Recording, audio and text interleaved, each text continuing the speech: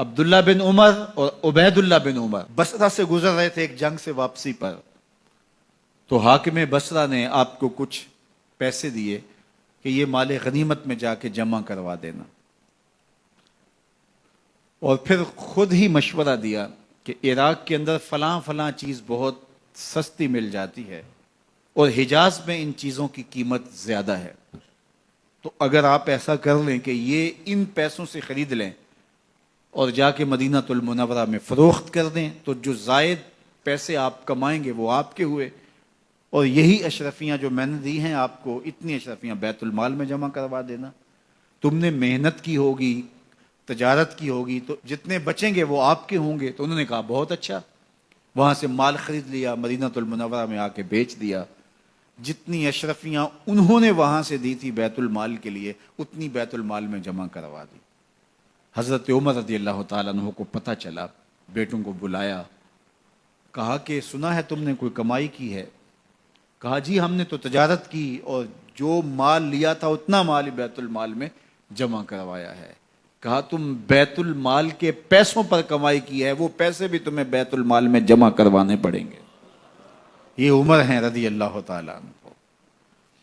رومی شہنشاہ کی بیوی سلام بھیجتی ہے حضرت عمر رضی اللہ تعالیٰ عنہ کی اہلیہ کو، تو وہ 1 دینار ادھار لے کر کے اس کا عطر خریدتی ہیں اور شیشیوں میں ڈال کر کے ان کو بھیجتی ہیں کہ چلو ایک رواداری کا اچھا ثبوت فراہم کیا جائے۔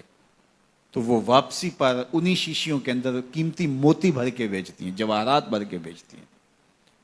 حضرت عمر رضی اللہ تعالیٰ عنہ فرماتے ہیں لاؤ یہ سارے جواہرات، سب کو فروخت کرتے ہیں، 1 دینار اس کو دیتے ہیں، باقی بیت المال میں جمع کر دیتے ہیں۔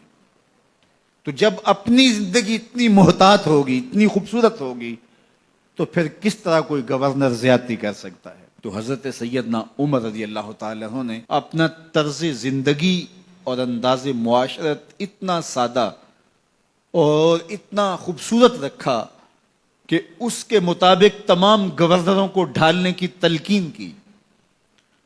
آپ جب بھی کسی شخص کو بطور گورنر اس کا تعین کرتے تو اس کو یہ نصیحتیں کرتے، ایک ترکی گھوڑے پہ سوار نہیں ہوں گے، باریک کپڑا نہیں پہنیں گے، اور انچھنے آٹے کی روٹی کھائیں گے، مکان کا دروازہ نہیں لگائیں گے، کوئی حاجب نہیں رکھیں گے، چوکیدار نہیں رکھیں گے، بواب نہیں رکھیں گے، جو تمہارے تک پہنچنا چاہے ڈائریکٹ پہنچ جائے۔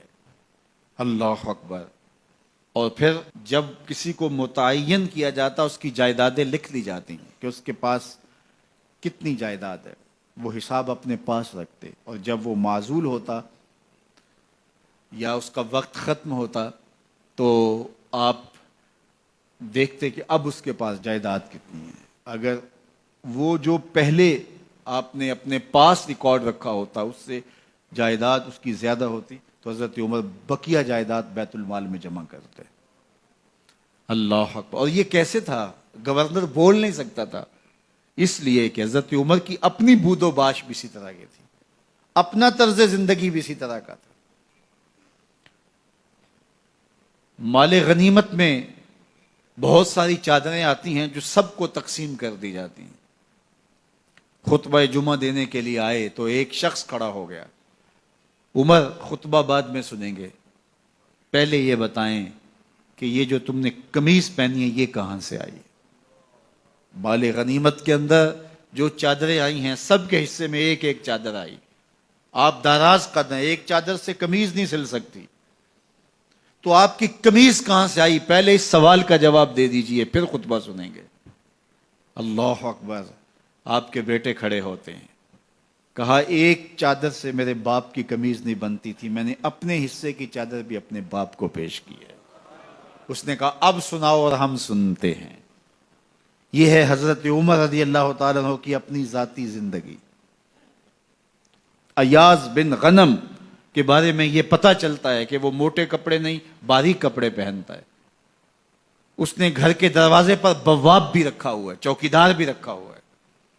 تو حضرت عمر رضی اللہ تعالیٰ عنہ محمد بن مسلمہ کو بھیجتے ہیں، محمد بن مسلمہ جاتے ہیں اور جا کے تحقیق کرتے ہیں تو ایسا ہی پاتے ہیں، تو ان کو وہیں گرفتار کر کے لے آتے ہیں اور حضرت عمر کے دربار میں پیش کیا جاتا ہے، چھڑی اس کے ہاتھ میں دے کر فرماتے ہیں جاؤ تم بکریاں چرایا کرو، تم گورنری کے لائق نہیں ہو۔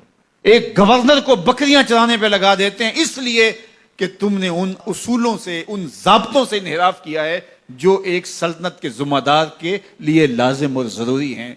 دور موجود کے حکمرانوں کو، چاہے وہ عرب کے حکمران ہوں چاہے وہ عجم کے حکمران ہوں، اگر وہ اسلام کا نام لیتے ہیں تو انہیں اپنے اعمال کا جائزہ لینا ہوگا کہ ہم کھڑے کہاں ہیں۔